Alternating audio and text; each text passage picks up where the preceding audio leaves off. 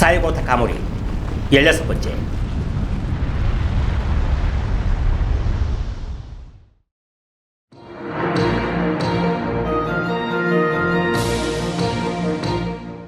참근교대로 에도로 가야 하는 히사미츠에게 사이고는 깨병이라도 핑계를 대며 가지 않는 편이 좋고, 굳이 가야만 한다면 군함을 몰고 에도로 바로 진격하는 것이 어떤가 라는 제안을 했지만 거절당했습니다. 사이고는 실망을 하여 병을 핑계로 온천 여행을 떠납니다. 이때 kyushu, 특히 초슈의 조난 양이파 본사들이 가고시마로 모였는데, 그 이유는 히사미츠가 막부를 토벌할 계획을 가지고 있다는 착각을 했기 때문입니다.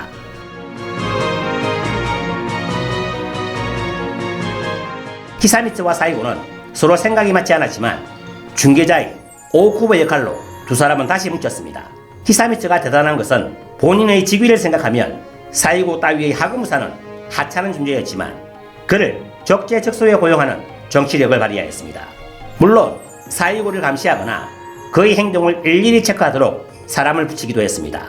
메이지 시대가 된 이후에도 사이고가 자신을 촌놈이라고 말했던 것을 기억할 정도였는데, 능력이 있는 사이고를 일본의 미래 혹은 사스마의 미래를 위해서 힘을 합쳤던 것입니다.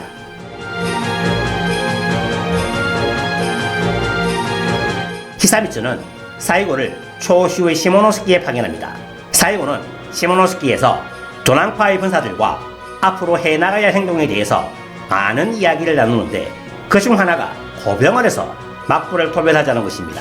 나중에 사이고는 나는 그런 말을 한 적이 없다는 변명을 하였지만, 여러 번사들의 말이나 정언을 토대로 하면 사이고도 막부 토벌에 엄청난 관심을 가지고 있었음이 틀림이 없습니다. 그리고 조랑 번사들은 사이고를 막부 토벌의 리더로 추대하기로 하였으며, 이를 위해 사이고는 교토로 가게 됩니다. 그러나 히사미츠와의 약속은 계속 시모노스키에 있는 것이었습니다. 사이고가 약속을 깨고 교토로 가서 독단적으로 행동하는 것은 히사미츠를 무시하는 행위라고 생각하여 섬으로 유배를 보냅니다. 이때 히사미츠는 사이고에게 4개의 제목을 붙였는데, 그것은 다음과 같습니다.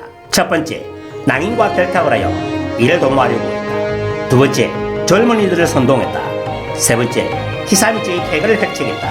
네 번째, 시모노스키에서 무단으로 교토로 갔다. 하지만 사이고는 젊은이들의 혈기를 진정시키려고 했고, 선동을 하거나 부추기거나 스스로가 리더가 되려는 마음은 전혀 없었다고 했습니다. 하지만 사이고가 교토나 오사카에서 했던 행동을 보면 충분히 의심을 받아도 이상하지 않을 정도였습니다. 이전 히사미츠는 사이고를 구하기 위해 막부에 사망신고서까지 내면서 보호를 했지만, 사이고는 예전의 사체만을 생각했습니다. 즉 나리아키라 시절을 생각하여 나리아키라와 비교도 되지 않는 히사미츠를 인정하고 싶지는 않았을 것입니다.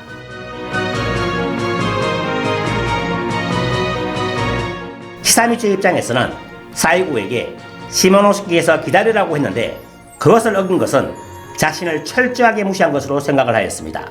즉 자신의 권위를 보여주기 위해서도 사이고를 보살피려고 했었던 것입니다. 사이고를 엄청 싫어해서 그에게만 과도한 처벌을 한 것이 아니라 다른 사람이 사이고와 같은 행동을 하였어도 똑같은 벌을 내렸을 것입니다. 하나의 에피소드를 말하자면, 사이고가 유배를 당할 때 사람이 아무도 없는 곳에서 오쿠보는 지금 너가 반항을 하면 차라리 나와 같이 할복을 하자, 히사미츠가 유배를 보내는 것으로 끝나는 것이 다행인 줄 알아라 고 말했습니다. 그때 사이고는 비로소 사태의 심각성을 깨달았고 오쿠보의 우정에 대해서 고마움을 느꼈습니다. 사이고는 자신을 위해서 목숨을 바치는 사람이 있으면 본인도 똑같이 행동을 했습니다. 나중에 설명하겠지만 메이지 6년의 정변에서 사이고는 오쿠보를 원망하지 않았습니다. 아마도 이때 자신을 위해서 목숨까지 던져있겠다는 그에 대한 절대적인 믿음이 있었기 때문이 아닌가 라는 생각이 듭니다.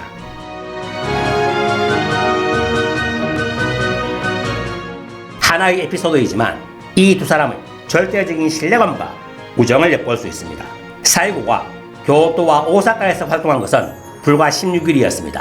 막부 말의 동란의 최고조였던 분키오키에는 사이고는 전혀 정치적으로 관련되지 않았습니다. 이 시기에 섬으로 죄인으로서 유배를 받고 그가 유배에서 풀려 돌아온 시기는 분키오키가 거의 끝나는 시점이었습니다.